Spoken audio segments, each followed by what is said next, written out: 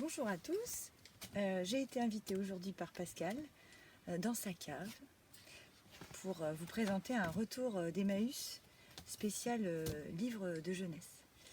Et voilà, j'ai trouvé pas mal de choses, c'était bien sympa cette petite sortie. Et dans le froid de l'hiver, avec les poteaux, c'était très très sympa.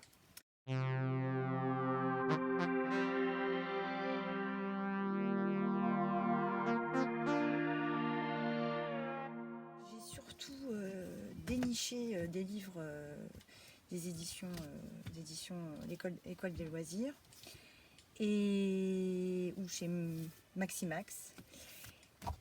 Et voilà, alors du coup, la pépite pour moi, c'est toujours de trouver un Chris von Allsburg. J'adore les graphismes.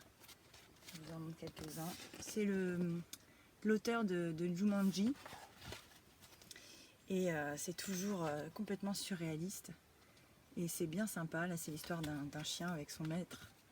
Une figue de rêve. Donc c'est un maître qui n'est vraiment pas sympa avec son chien. Et c'est un dentiste en fait qui soigne une dame. Et cette dame lui donne deux figues. Deux figues avec un pouvoir. Et voilà, je vous en dis pas plus. Voilà ce qui se passera pour ce monsieur qui n'est pas gentil avec son chien, je l'ai déjà dit. Il n'est vraiment pas gentil du tout. Et peut-être que ces deux figues vont changer le cours du destin de ce chien. Voilà. Autre petite chose. Alors, normalement, je trouve jamais grand-chose de l'école des loisirs. Et pourtant, là, on était les premiers à arriver. Et donc, il y en avait une petite pile. Et il y avait Yvan Pomeau.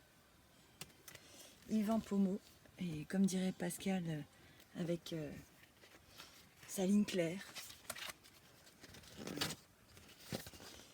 Très joli, très sympa.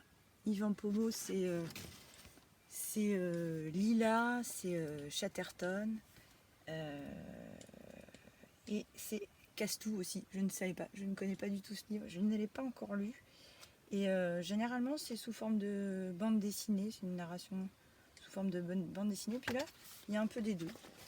Voilà, c'est sympa. Très joli, je vous conseille. Juste pour les yeux même. Ensuite, je vais vous montrer ça. Bon, tout le monde connaît François Roca, qui fait des livres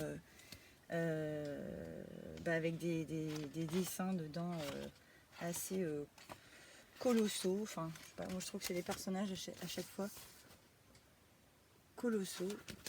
Vraiment, c'est le mot qui me vient à l'esprit. C'est des personnages lourds, très enracinés, un peu, je sais pas comment dire. Quelque part, ils sont très sécurisants. Voilà, ils sont sécurisants. Alors pour l'histoire, je pense que ça provoque chez l'enfant des choses très ancrées. Et voilà, on y voit ce qu'on... Enfin, moi en tout cas, je me projette là-dedans en me disant, voilà, c'est du lourd. Voilà. Et bon, les histoires sont toujours aussi très riches. Voilà, là c'est la fille du samouraï. Et avec ma fille, on adore, c'est lire Claude Ponty. Alors moi, j'ai jamais été fan de Claude Ponty. Ça me fait plutôt flipper, Claude Ponty, mais je pense que c'est l'âge qui fait ça.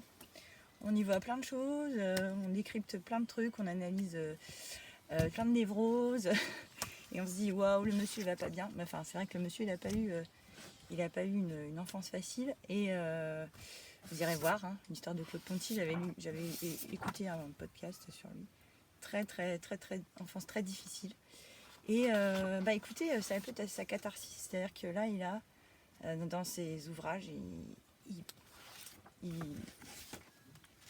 il imagine des choses tellement dingues. Les enfants adorent. Franchement, ça doit mettre en lumière et puis mettre en forme leur peur et leur questionnement. Et du coup, ma fille en tout cas, elle regarde ça. Mais je me souviens qu'à la bibliothèque, quand on faisait ça avec Audrey, ma collègue, Ponty, les gamins adoraient, ils étaient fous. Et voilà, par exemple, je peux vous lire un petit passage. c'est l'histoire de deux personnages qui en fait ça s'appelle le Tournemire, pardon le titre. Et les deux personnages s'appellent Mose et Azilise. Voilà. Mose et Azilise sont deux personnages apparemment amoureux. Voilà, ils sont amoureux, ils reviennent de leur promenade, mais ils ne remarquent rien du tout. Au village, comme d'habitude, ils croisent Pierre à Postillon, qui rapporte du pain pour sa petite sœur. Et quand ils se disent bonne nuit, chacun devant sa maison, personne n'a toujours rien remarqué. C'est seulement au salon que Mose s'aperçoit de quelque chose. Il est en train de devenir léger, de plus en plus léger, comme un ballon. Il monte jusqu'au plafond. Il arrive au-dessus de ses parents qui regardent la télévision. Les nouvelles sont terribles. Un tournemire vole les enfants dans les maisons. Il vole les enfants et les remplace par un robinet, une lampe de chevet, ou une commode, ou un ballon. Vérifiez vos enfants tous les jours, dit la télévision. Vos enfants ne sont peut-être plus vos enfants. Et voilà, et ça continue comme ça. Et franchement, donc ils se rendent compte que c'est plus leur enfant. Et s'ensuit une aventure extraordinaire. Voilà. Et franchement, je vous conseille, si vous avez des enfants, ou si vous n'en avez pas, bien sûr, Claude Ponty. Et là, c'est le Tournemire. Il y en a plein d'autres, Voilà, alors après, j'ai trouvé des albums, toujours École des loisirs. Alors, j'ai fait ma radia, que je ne connais pas. Il y a Grand Ours, plutôt pour des enfants de 9-10 ans. Voilà, ça a l'air d'être sur les hommes préhistoriques. Et puis un qui a l'air super aussi, Octavius et le gladiateur. Voilà, moi j'adore cette période, la période romaine, la période grecque. Voilà, je trouve que tout ça c'est hyper intéressant. Voilà, les dessins sont assez recherchés, je pense que ça fait presque documentaire, comme le Grand Ours. Et donc ça c'est, je vous ai dit, Octavius et le gladiateur. Voilà, après des choses un peu plus connues, le déjeuner de la petite ogresse, génial, très rigolo. De Anaïs Vaugelade et donc tourné en dérision un peu les ogres. Voilà, et puis pour finir, j'aime toujours dénicher un livre-jeu. Voilà, j'en ai trouvé un que je n'avais pas, j'en ai déjà beaucoup. Et celui-là, je ne l'avais pas. Et je ne sais pas si vous vous souvenez de ce truc. Là, c'est le château sans oubliettes, le livre-jeu où vous êtes vous-même le héros. Vous lisez un petit texte et puis on vous dit où aller maintenant. Et on vous demande de choisir la page pour la suite de votre histoire. Et du coup, c'est pas si simple en fait. Pas si simple. On se perd, mais on se perd toujours avec plaisir et délice. Et on revient aux mêmes pages et puis ça peut durer un moment. Voilà, les livres-jeux de chez Grund. Je pense que ça parlera à toute ma génération. Voilà. Et écoutez, c'était bien agréable ce petit tour dans la cave de Pascal. Et j'espère que ça vous a plu, que ça vous a donné envie de lire tous ces livres de jeunesse et d'aller dénicher des choses chez Emmaüs. N'hésitez pas et je vous dis à bientôt. Bye bye.